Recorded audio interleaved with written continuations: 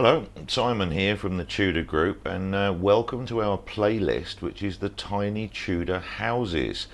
Hopefully you're watching this series of videos, and I really hope you're enjoying it, because I'm definitely enjoying filming it all. And if you do like it, please like and subscribe to the channel and to this playlist, and if you click that notification bell, you'll always know when there's an up and coming episode. Now, people do actually ask me, who makes the videos for you, Simon? You know, who's doing this? You've been doing it for a long time. Well, the honest answer, it's me. I have taken a lot of time, a lot of hours to learn that editing program, Adobe Premiere Pro. There it is on the computer behind me. And believe me, I work until the small hours of the morning, 2, 3, 4 o'clock in the morning, making these videos, because I want to get it out to you so you can see what the company is actually doing. So this playlist at the moment is all about the tiny houses. Now, we're right in the middle of the coronavirus at the moment, as you know. So my other projects are really stuck in this situation. So we want to launch something that is in a non-stuck area, produce new income, which is really going to support the areas that are stuck. Makes common sense, really, if you're in business.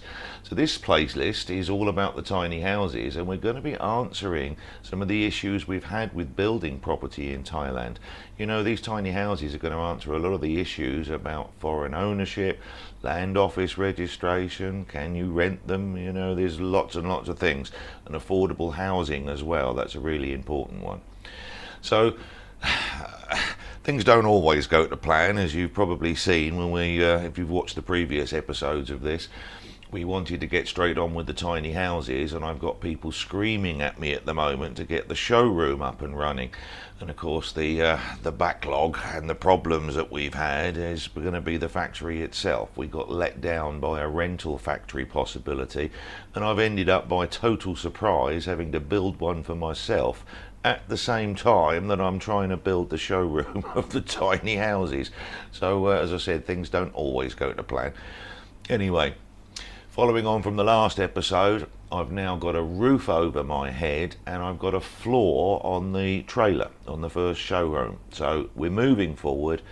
Now you're going to be able to watch us put a floor in the factory, so the factory is going to be operational, and hopefully by the end of this video we've got the main frame up on the tiny house, because people are saying to me, well, how big's it going to be? Well, by the end of this video you're going to see it. So here's carrying on. Here's the latest update for you.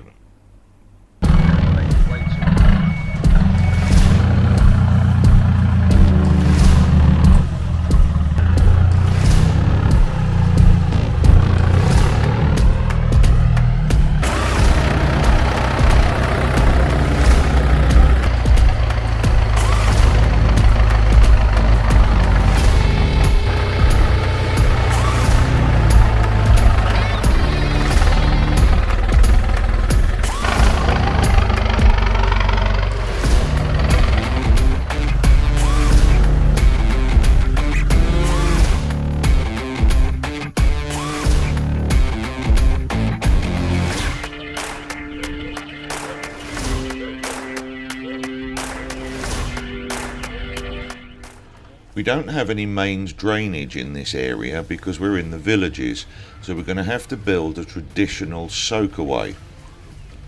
Take a close look as he lowers that circle down into the floor, and you can already see the water table. It's the rainy season now, and you find water at just 1.5 meters deep.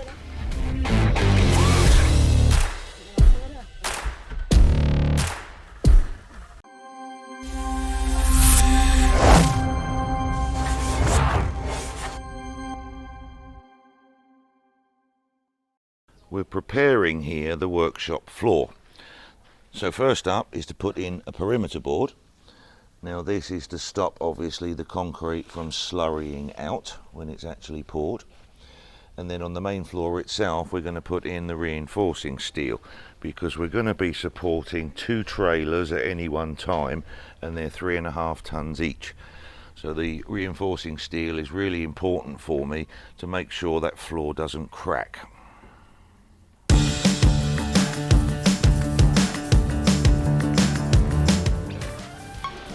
So that's the first concrete truck arriving. Today we're going to have a new factory floor.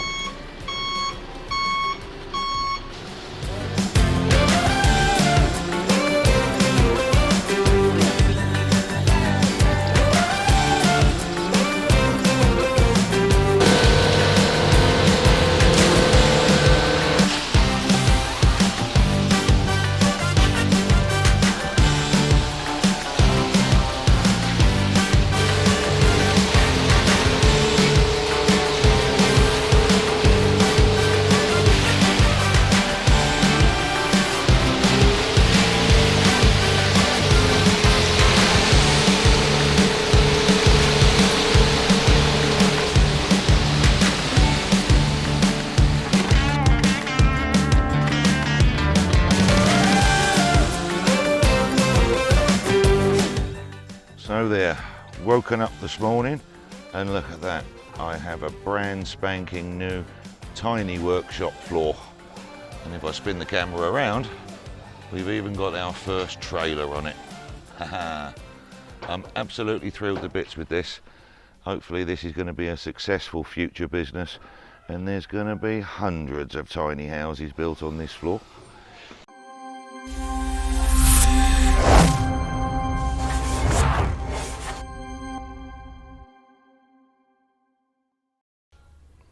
With all this building and the factory around me, we've pretty much forgotten to be making the tiny house, and this is what we're supposed to be concentrating on. So let's have a little bit of a recap with a time lapse of what we did last time. On the last time video, you watched us put in the insulation that went onto the metal belly pan. You watched the waterproof plywood that was being glued and screwed into position. Both of it's really important. Now, part of what I do, if you've ever watched me building my houses and condos and shopping centres, whatever I'm involved in, you'll know that for me it's all about the detail, and it's the detail that makes the quality work. This really is the difference between a cheap copy and something that's professionally made. And sometimes it can be little small details as simple as tape and silicone being put into the right place. But putting those things into the right place is really the difference between a professional job. Now take a look at our plywood here. That is the structural flooring of what we're doing. Now the actual main surface of the plywood is plastic sealed, which is fantastic because that makes it then water resistant. But the weak point every time is where you make a cut. As soon as you make a cut, you're going to have an exposed piece of wood. Now, if I was just on a standard building site, I'd be happy to do that exposed piece of wood just with some primer or with some paint. But in this kind of scenario, I need to go one stage further. So to cap any cut ends or any exposed wood ends, we're using aluminium tape. Now this tape, believe me, is not cheap. But if it's good enough that you would wrap your chicken up in foil when you're putting it in your fridge, I can promise you it will keep this wood nice and fresh as well. Now the small detail of that foiling tape is just like putting flashing onto your roof, so it really is a proper water seal. Moving on to the walls now, I had a choice with building these tiny houses of making everything out of a timber frame or going with the metal stud framework. Now I've gone with the metal, two main reasons. One is its super strength. This is far stronger than wood, but of course you've got the lightness, and we're always governed by 3.5 tons, so we've got a limit to what we're actually building. But honestly, when I say light, I mean unbelievable. You know, you can pick these things up with no problems at all. Now, the second reason why I went for this is when I was on the tools, this was actually my job for more than 10 years. I used to be petitioner and suspended ceiling, so doing the metal framework was basically second nature for me. It was really dead easy. So there's two ways I can make these. We'll make part of them on the table, on the bench, and the other part of the walls we'll make actually in situ. So here's how we make it on the bench.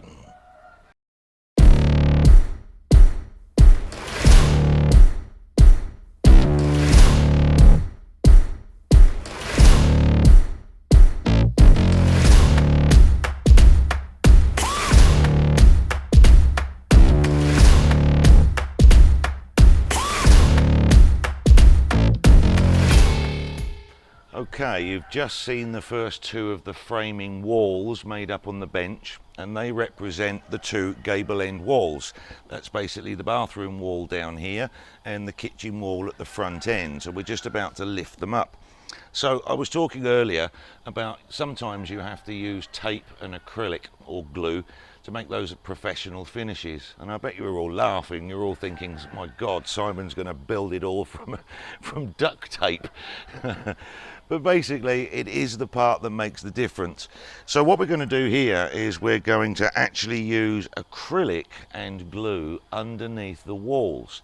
Now, you imagine yourself driving your car and you're driving away, and in that back seat you've got that annoying squeak, that it all the time. Well, you can eliminate that by using the acrylic, because if you can create a cushion between the two hard elements, the two hard elements rubbing against each other is obviously the squeak. So by using the acrylic in between all of those metal joints, you've totally eliminated it. You haven't got any more squeaks. Once again, that's the difference between the professionals doing it and the cheap copies.